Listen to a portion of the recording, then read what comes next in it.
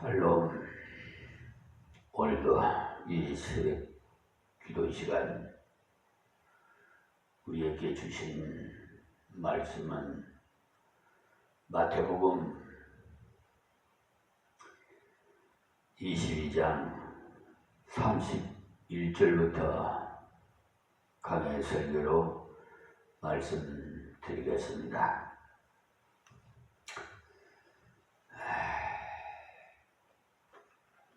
죽은 자의 부활을 운운할진대 하나님이 너희에게 말씀하신 바 32절요. 나는 아브라함의 하나님이요 이삭의 하나님이요 야곱의 하나님이로라 하신 것을 읽어보지 못하였느냐? 아멘. 이 말씀은 출애굽기 3장 6절에 말씀으로서 모세를 부를 때 하셨던 말씀이에요.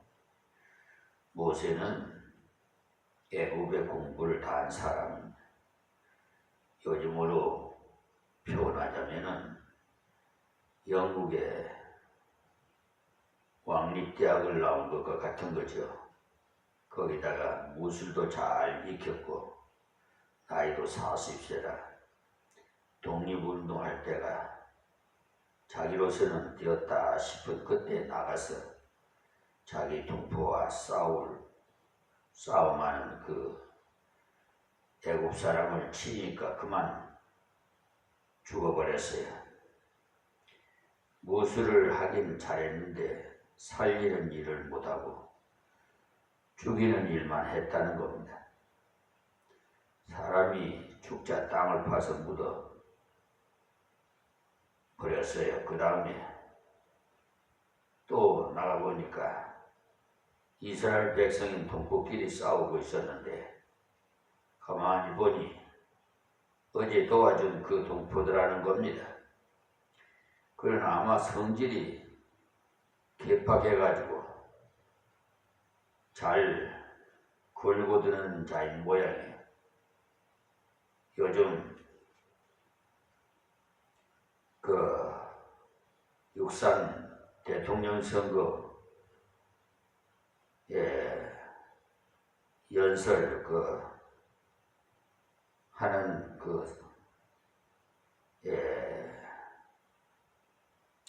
대통령 후보들의 연설에 보면은 상대방을 그 흠집에 대해서 그렇게 자꾸 다투는데 시시비비를 논하고 하는데 그거는 바람직하지 못합니다. 앞으로 나를 대통령으로 세워주신다면 이 나라를 어떻게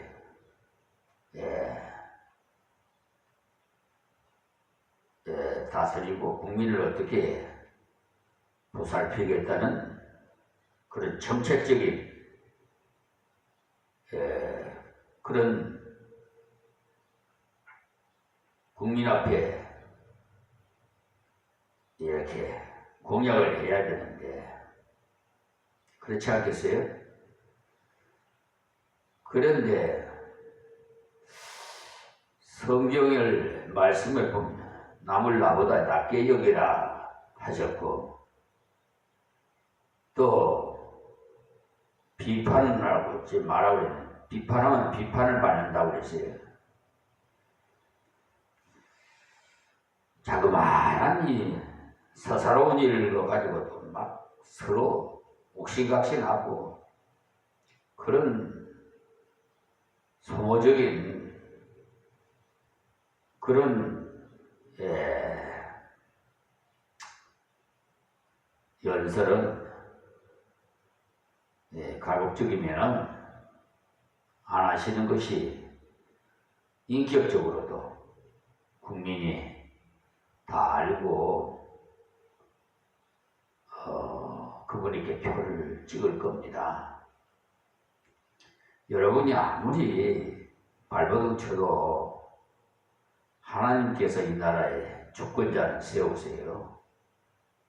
우리 인간이 투표를 하지만 그 점 말씀드리고요.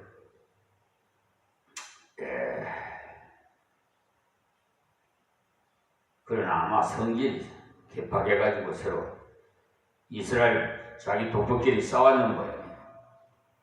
그래서 모세가 너희들 동포끼리 왜 싸우느냐 했을 때 네가 재판관이냐? 이건 좀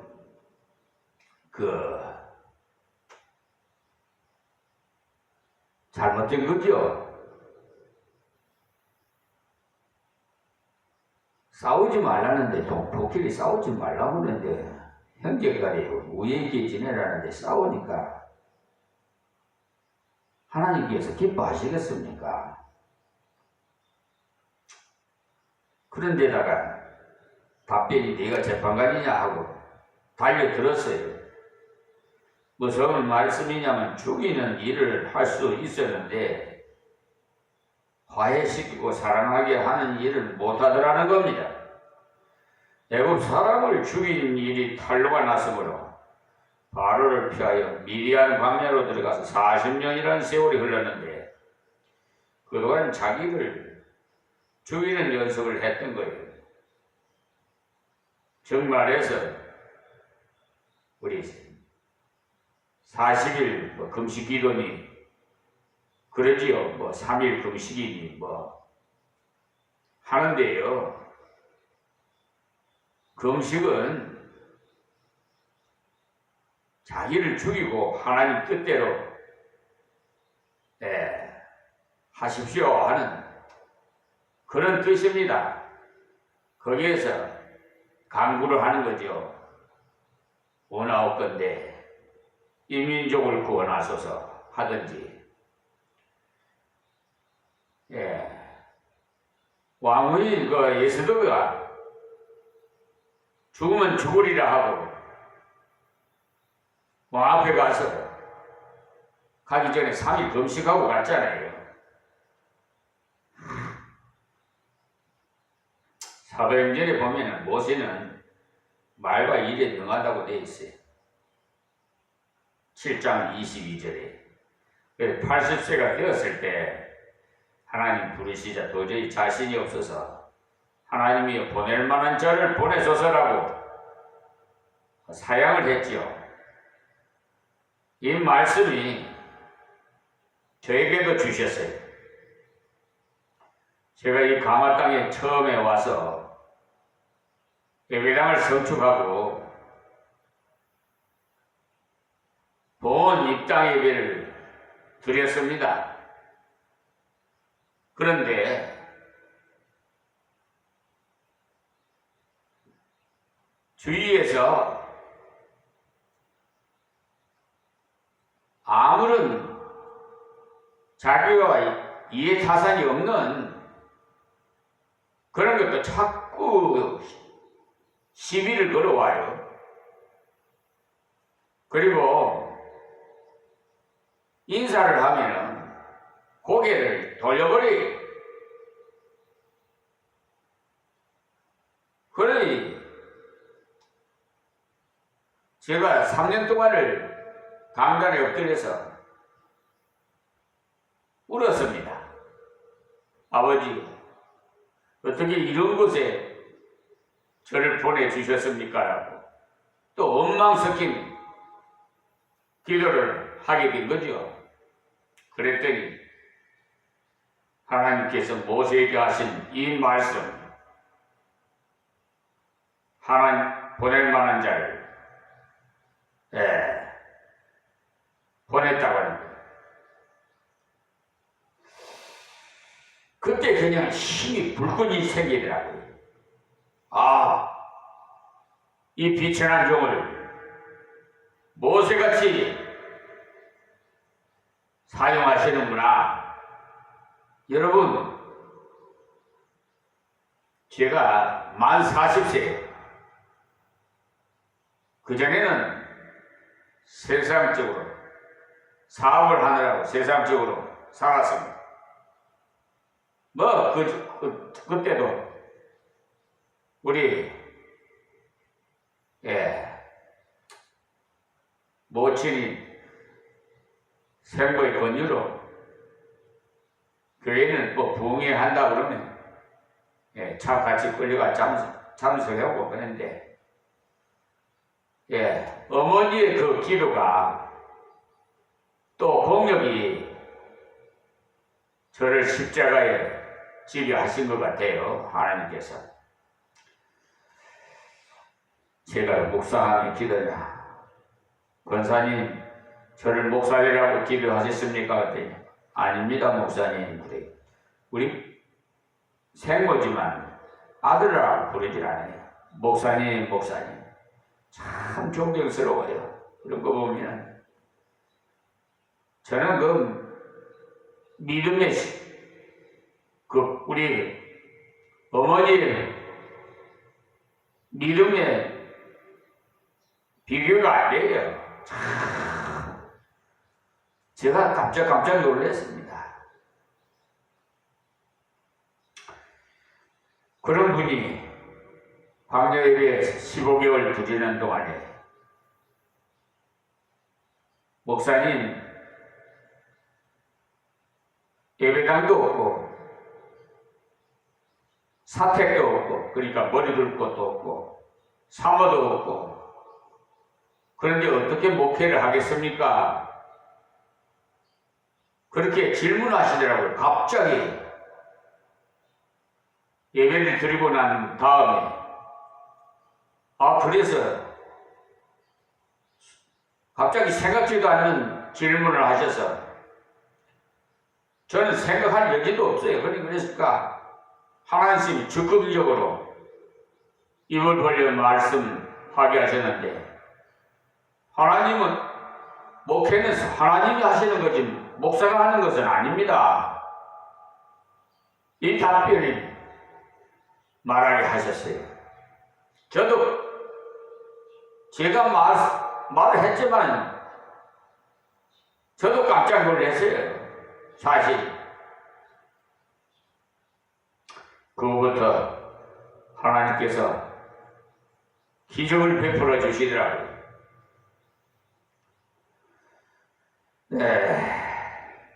그러니까 모세는 80세에 이렇게 있는데 그때 40대에 저를 십자가 지라고 했어요. 하나님 저를 부르시려면 소명을 주시려면 한 20, 30대에 주시지 지금 나이에 불러가서 어디다가 쓰렵니까? 라고 제가 기도를 했어요. 그랬더니 네가 모세보다 나이가 많냐? 아브라함보다 나이가 많냐? 하시는데 제가 유구무원이었습니다. 아주 그냥 그 후에 제가 깊은 산에서 기도 3일 금식하면서 그랬거든요. 하산하니까 그냥 완전히 고속도로가 탄탄한 길을 열어주셨는데 도저히 인간적으로는 상상도 못할 일들이 막 준비되어 있더라고요. 제가 세상적으로 사업할 때보다 더 형통하게 그러니까 저희 가정을 완전히 다스려 주시고 제가 갈 길을 평탄한 고속도로 만들어 주셔서 남들이 뭐 4년 신학교 다니죠. 근데 저는 2년 신학교 다녔어요. 그리고 이제 대학원 다니고 그러면서 또 미국 필라델피아 뭐 신학교 공부도 하고 하여튼 그때 당시 또 청파동에 양용준 좀 고인이 계셨습니다만 목사님 청파 교회에서 또 연구원 같이 그런데 여러 군데 고속도로로 가냐? 완전히 그때 김일보 박사님 아주 그냥 구약에는 능통하실 분이죠. 아, 얼마나 감사한지. 왜냐면요, 리포터를 샤스나에서 그때 주경야독을 했는데요. 아니, 통신 아이턴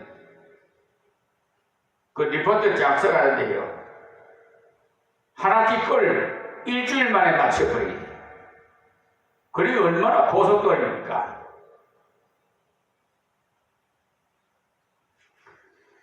그러니까 그냥 하여튼 실수 없이 학문에 열중하게끔 신학적으로 저를 가르쳐 주셨어요.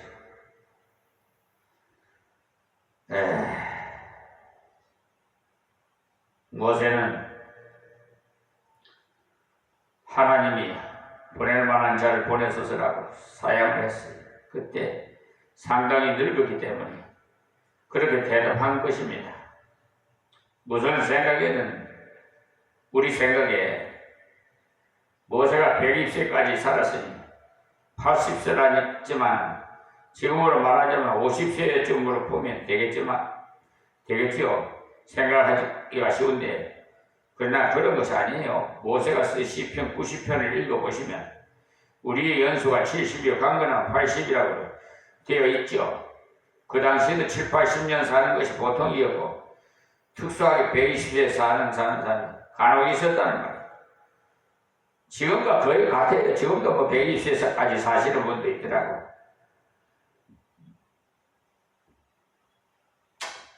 모세가 80세가 되어 할아버지인데 그때 민족을 구원하려 애국으로 가라 하시니까 너무도 답답해 주여 보낼만 자를 보내소서라고 했어요.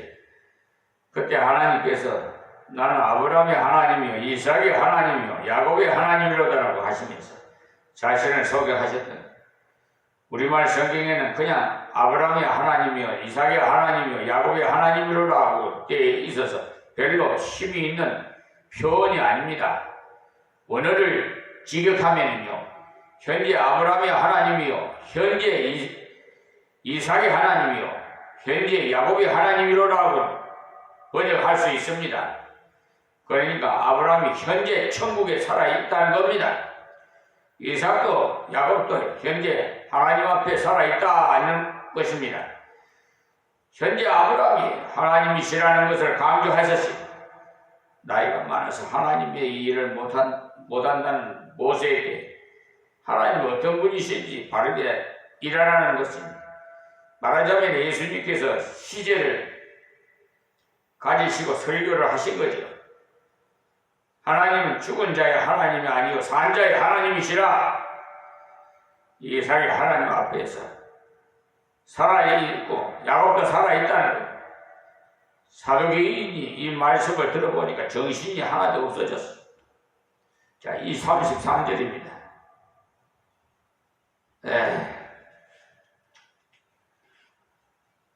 우리가 듣고 그의 가르치심에 놀라더라. 그러니까 시제 속에서 그런 뜻이 있었구나 하면서 놀랐다는 거예요. 그 때문에 성경은 한 글자 한 글자를 함부로 해석할 수 없고 복수 단수를 함부로 보면 안 돼요. 또 동사와 같은 것을 읽을 때 되리라 같은 것을 정확히 읽어야 돼요. 되리라를 되어라라고 알고 있는 사람이 많다는 것입니다. 흡사하게 비슷하니까. 근데 이게 그러니까 이 단수를 동사 같은 거 이런 걸 세밀하게 읽어야 돼. 그저 제가 면허 시험 그 전에 운전 면허 시험 보러 갈 때 가가지고 이게 여기에 올무에 걸려가지고 100점을 못 맞았어요. 저는 그냥 100점이라고 생각을 했는데 그 올무에 걸린 거죠. 여기 되리라 되리라는 것과 되어라라는 말이 흡사하지요. 거기에 그냥 넘어간 거지. 그래서 80점 이상 맞아서 그냥 합격을 했습니다만, 제가 그때 회개했습니다. 이렇게 자만하다는 것을. 너희는 세상의 빛이라, 이 빛이 되어라고 아닙니다. 만약에 되어라 하셨다면 빛이 되기 위해서 고생이 많았을 거예요. 빛이신 주님을 영접한 자는 이미 빛이 되었다는 거죠. 이 사실을 발견하면 그리스도 안에서 안식할 수 있는 것입니다. 그러니까 주님 나 같은 것을 빛으로 여겨 주십니까? 라고 하게 되는 거죠. 예수님께서 말씀의 내용을 올바르게 해석하니까 모두가 놀라서 놀라가 되었으나 순종해서 따르는 자는 소수밖에 없었어요. 지금도 마찬가지. 안타깝다는 거예요. 목사님 설교 참 잘하신다는 말은 하면서도 그 말씀대로 믿지 않고 순종하지 않으니까 문제지. 알기는 많이 아십니다. 그러니까 특히 기도원의 직원으로 거기서 계시는 분은 유명한 목사님들 불러서 초청해서 설교를 그냥 하루에도 한 4번 하니까 엄청나게 그럴 거 아니에요. 그래서 길은 엄청나게 커요. 제가 상상을 해보니까 지가 너무나 커. 그런데 행동으로는 안 해. 그러니까 기형아 행상이야. 행함이 없는 믿음 죽음이야. 아무리 명설교를 들어도 행함이 없으면 죽음 믿음이에요.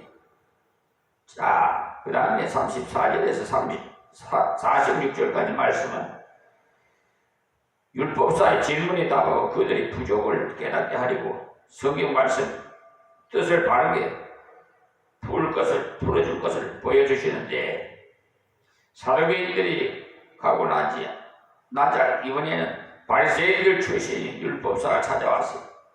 자, 34절에 예수께서 사두개인들로 대답할 수 없게 하셨다 함을 바리새인들이 듣고 모였는데, 그러니까 그 사람들은 가고 나서 이제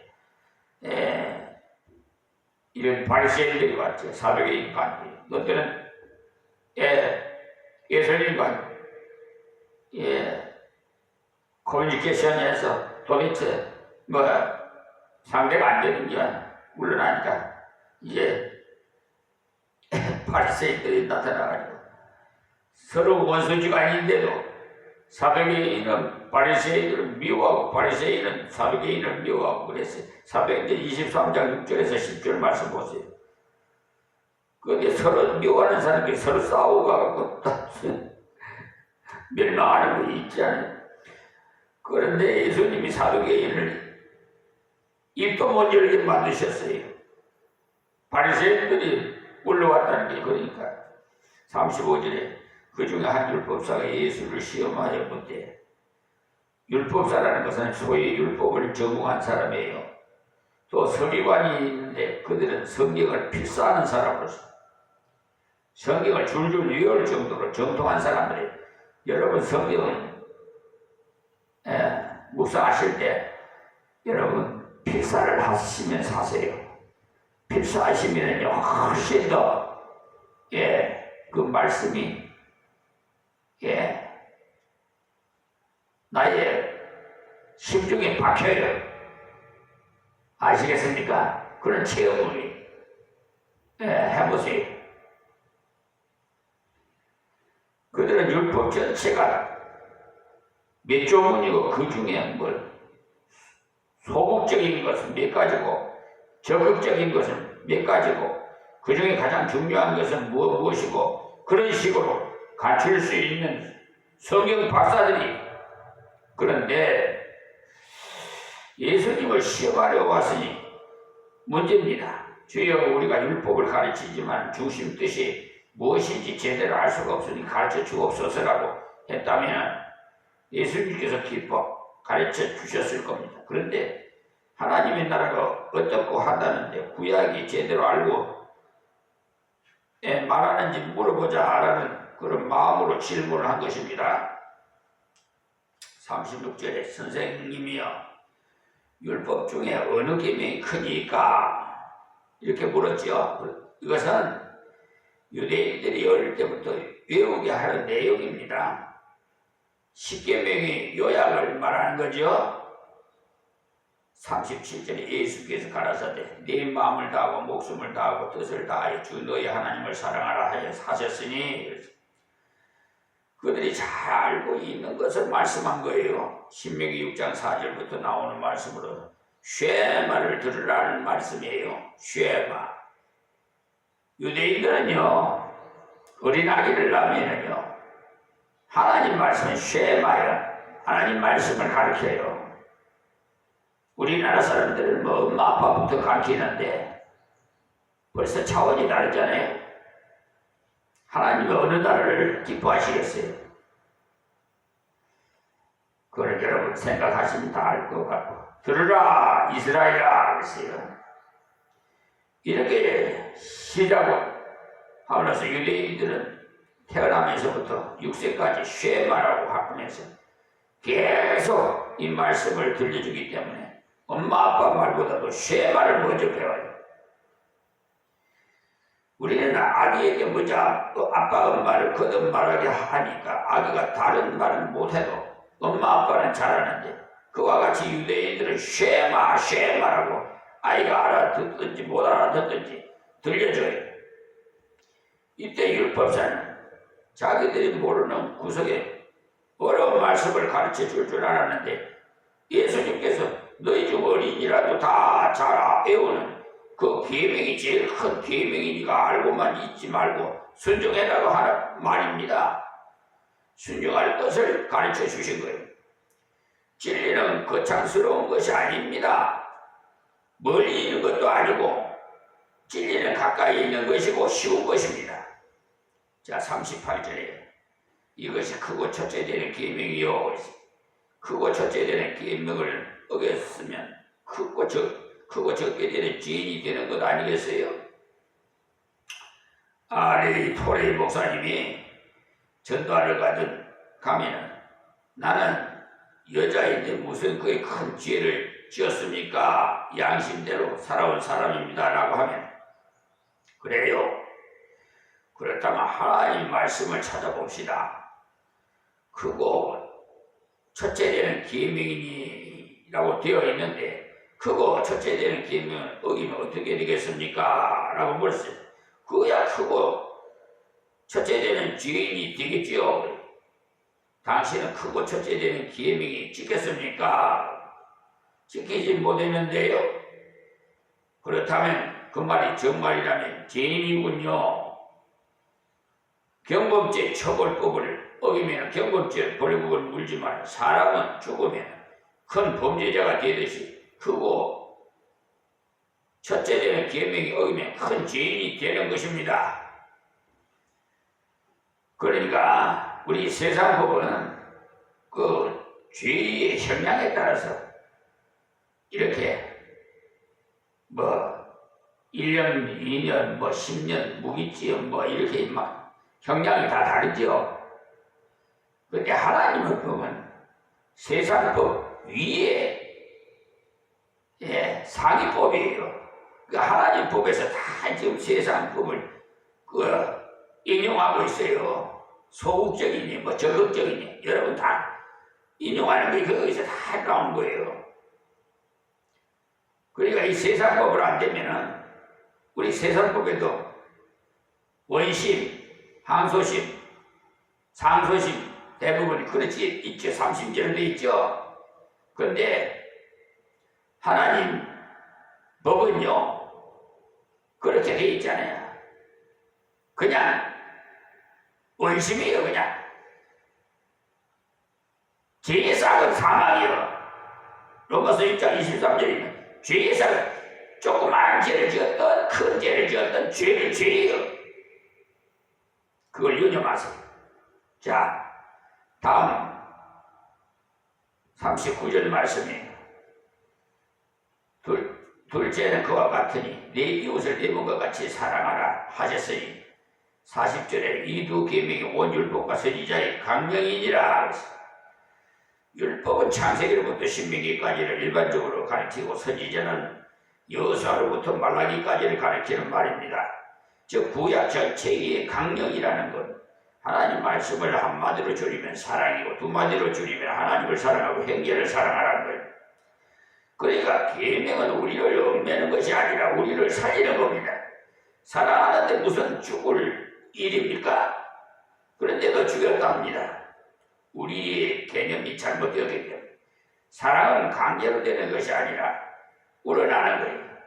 하나님을 사랑하려면 하나님께서 나를 사랑하신 그 사랑을 깨달아야 해요.